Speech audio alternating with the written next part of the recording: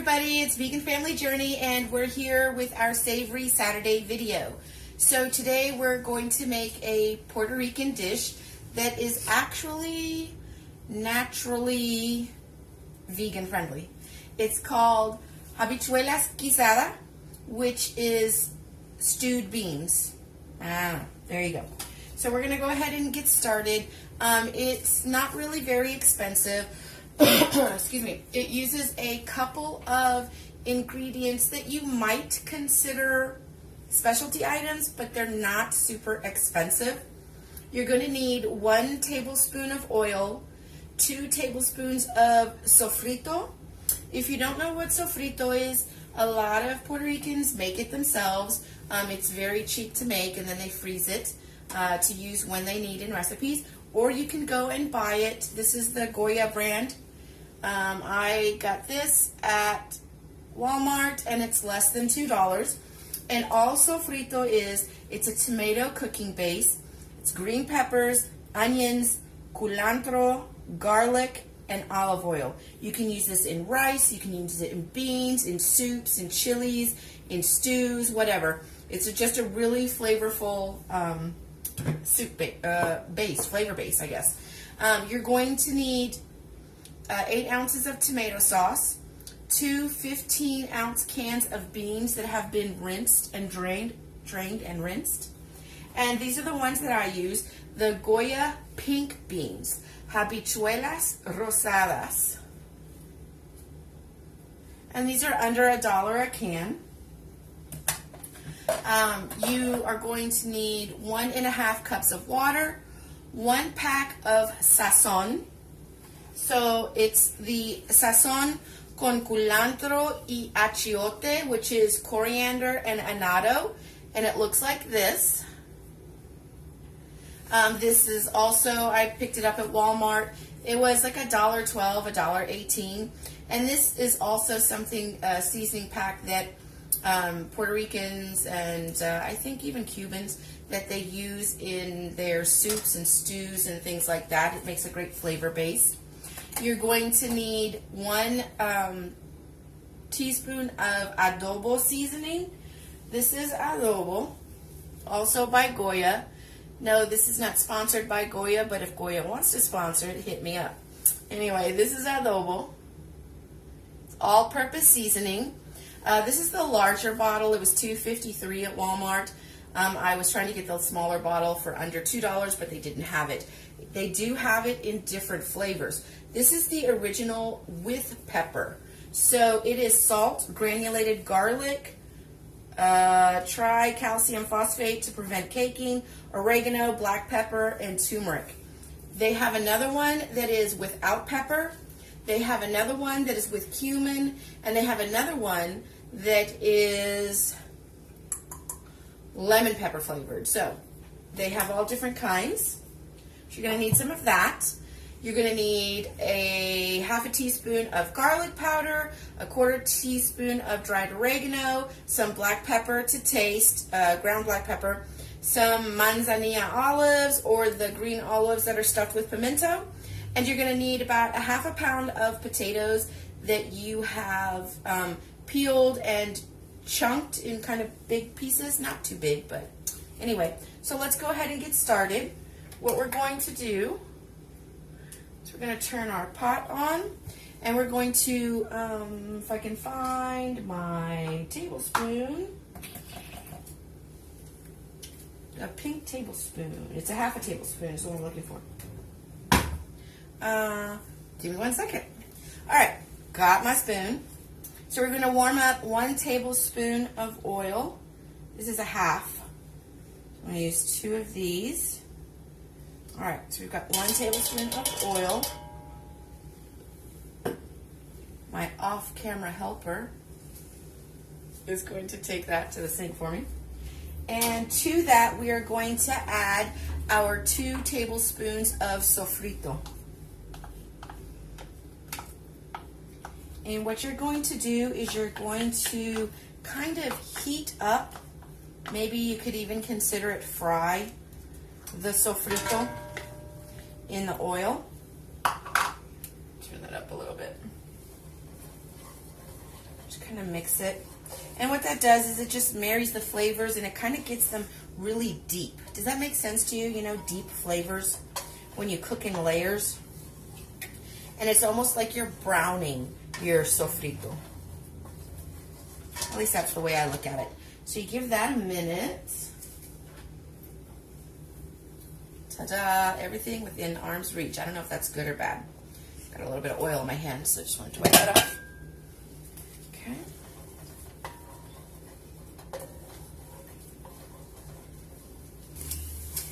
All right, so like I said, you're going to heat the sofrito in the oil for about 2 to 3 minutes. Get it nice and bubbly. Get those flavors to really deepen. I'm going to lower that a little bit. Now we're going to add our tomato sauce. Carefully, so we don't want any of the oil to splash back on us. Could you even hear me over the clanking? I don't even know.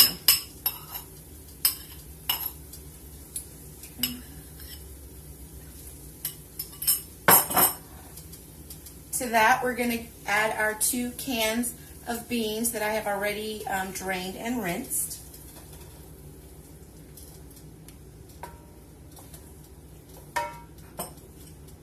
And this really goes together fairly quickly. There's not a whole lot of prepping to do. Then we're going to add our 1.5 cups of water.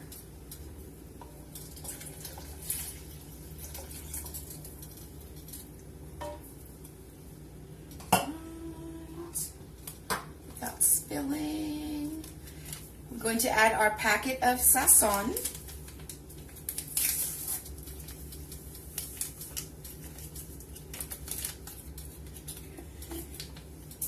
And we're going to add, this is already my adobo, my garlic powder, and my dried oregano. So I'm going to go ahead and add that. I'm going to add some black pepper, ground black pepper. And again, that is to taste. There is no actual measurement. We're going to go ahead and give it a stir. And at this point, you want to kind of taste your broth, your base, to make sure that it's where you want it to be, and then adjust it from there. It is supposed to be slightly on the more salty side because once you put the potatoes in, they're going to absorb a lot of that. And you don't want your base mixture to be flavorless because the potatoes have sucked up all the flavor. So that is well incorporated. And I'm going to use this. That was for the tomato sauce. Let me just taste the base. Yeah, perfect. Don't need any other adjustments. It is slightly on the salty side. So now we're going to add our 1/2 pound of potatoes. And like I said, you just peel them, and you chunk them about, let me show you, about, that did not work out well at all. Can you see? About that large. So about that big. And you add them in. And then we're going to add our olives, which I didn't get a spoon out for. All right. This is about 2 tablespoons of olives should be good.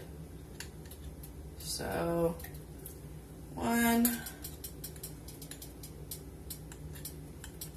and 2 and just a few more because I like olives. Matter of fact, oh well, they're my olives. Screw it. There we go. I love olives. Any kind of olives. So then you just want to go ahead, give it a light stir, and then you're going to bring it up to a boil. And once it has come up to a boil, you're going to reduce the heat and simmer for about 30 minutes, give or take, until your potatoes are fork tender. All right? So we're going to go ahead and do that. and we'll come back when this is where it's supposed to be. So one thing that I did want to mention is that the Habichuelas Guisadas is typically served with white rice. So while this is simmering, I am also going to go ahead and get some white rice started in my rice cooker. So if you choose to eat yours with rice, then this would be the time that you would go ahead and do it. And that way they'll pretty much be finished at the same time. All right, so the timer just went off on actually both the rice and for my Habichuelas Guisada. So let's see. Oh, hot. Sorry about that. Did not think that out well at all. So it is all done. It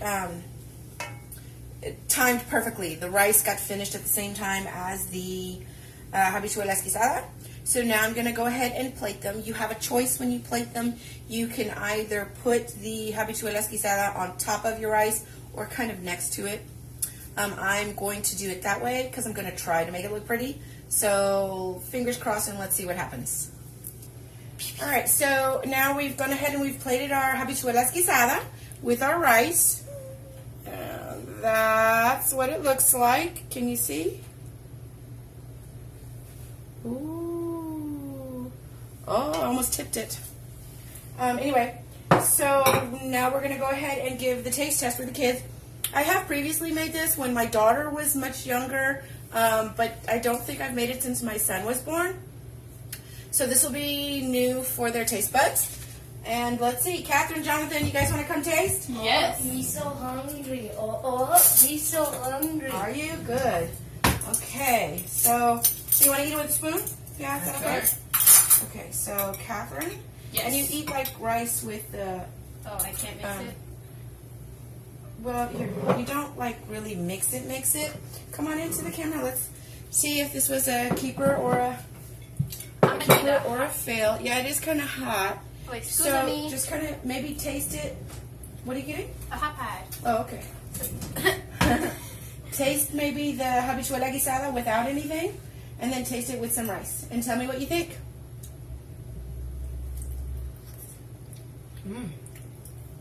Hot. Hot. It's not hot.